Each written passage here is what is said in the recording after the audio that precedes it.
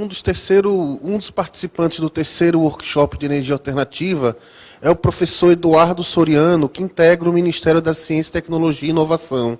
No que consiste um pouco o seu trabalho, professor, no Ministério? No Ministério da Ciência e Tecnologia, eu sou coordenador geral de tecnologias setoriais, que é o setor do Ministério que trabalha com a política de ciência, tecnologia e inovação voltada para o setor de energia e recursos minerais.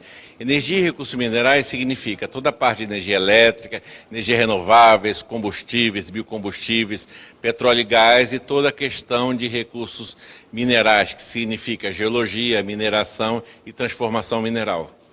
Perfeito, professor. Vamos falar um pouco do evento. Qual é o objetivo desse terceiro workshop de energia alternativa? O objetivo desse evento é obter subsídios na área de energia renováveis para a formulação de políticas públicas em ciência, tecnologia e inovação voltadas para as especificidades do Nordeste, ou seja, como é que nós podemos identificar opções e oportunidades no Nordeste, de modo que a gente use essas potencialidades, como, por exemplo, o vento, o sol, os resíduos, para a produção de energia elétrica, energia calorífera e combustíveis para o desenvolvimento econômico e social da região. Por que esse tema está sendo abordado pela Universidade Federal de Sergipe, professor? Na verdade, a maioria das universidades hoje em dia trabalham com energias renováveis.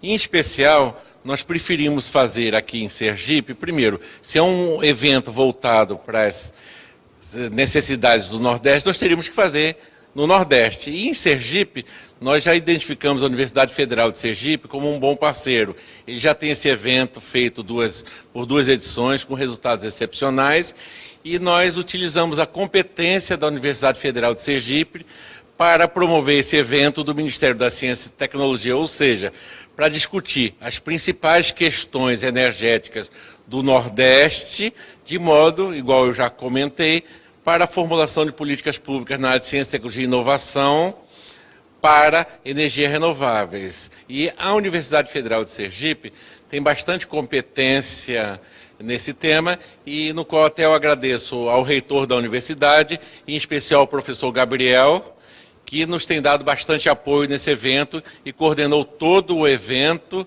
de modo que, ao final, seja produzido um documento contendo as principais questões, orientações, perspectivas, e de modo que a gente possa utilizar nesse trabalho a ser feito na nova política de ciência e tecnologia do Ministério da Ciência e Tecnologia. Perfeito, professor.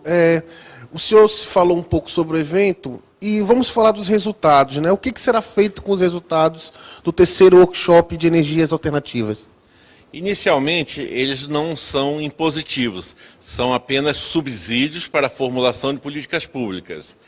Em primeiro, nós vamos identificar o seguinte: como é que podemos fazer uma política de ciência e tecnologia voltada para energias renováveis com recorte regional, ou seja, com recorte para as especificidades da região Nordeste. Por quê?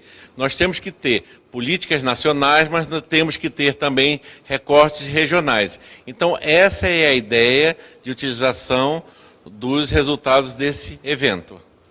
Professor, como participante, quais os pontos mais importantes que o senhor destacaria desse evento? Os principais pontos foram o seguinte: primeiro, nós descobrimos aqui que o Banco do Nordeste tem linhas de financiamento para as questões energéticas regionais, mas não especificamente energética, desde que as questões energéticas possam contribuir de alguma forma para o meio ambiente. Por exemplo, se algum empresário quiser fazer um empreendimento, por exemplo, utilizando resíduos da agricultura, ele teria financiamento do Banco do Nordeste. Ou seja, o Banco do Nordeste está focado principalmente nas questões regionais. Foi até perguntado no evento por que ele não financia as energias eólicas aqui, que estão em grande penetração no Nordeste. O que foi falado é que o BNDES já financia esses grandes projetos em nível nacional, e se o BNB financiasse essas questões nacionais, não sobraria recursos para as questões locais. Outro ponto que nós identificamos é que existe uma grande quantidade de resíduos da agricultura, resíduos sólidos urbanos, resíduos de estações de tratamento de esgotos, que não estão sendo utilizados. Talvez a gente pudesse utilizar esses resíduos para a produção de energia elétrica, energia térmica, para a economia do Nordeste. Outro ponto importante é a questão da energia distribuída. Em geral, as grandes linhas, as grandes concessionárias aqui, é muito fácil produzir energia elétrica, mas em alguns casos a energia elétrica está um pouco cara e talvez a gente pudesse identificar algumas opções energéticas um pouco não convencionais ou alternativas, como o seminário chama, para alguns segmentos da indústria. Por exemplo, alimentação. O setor de alimentação usa muito calor.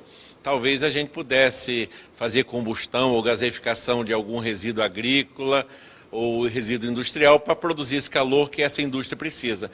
Então, como nós não estamos ainda com as conclusões finais, essas seriam algumas das ideias que a gente tem. Um outro ponto seria que a gente identificou a necessidade de reforçar as infraestruturas das universidades e centros de pesquisa do Nordeste. Segundo um estudo que nós fizemos lá no Ministério da Ciência e Tecnologia, ainda a quantidade de recursos para o Nordeste é bem inferior do Sul e Sudeste, ou seja, nós precisamos um pouco priorizar esses investimentos nessas universidades do Nordeste, principalmente porque o Nordeste hoje tem estado bastante na frente nessas energias renováveis. Por exemplo, a maior parte da energia eólica tem sido implantada no Nordeste. Se você olhar o último leilão de energia solar, a maior parte dos parques solares que ganharam os leilões estão no Nordeste. Então, a ideia geral é essa. Muito obrigado.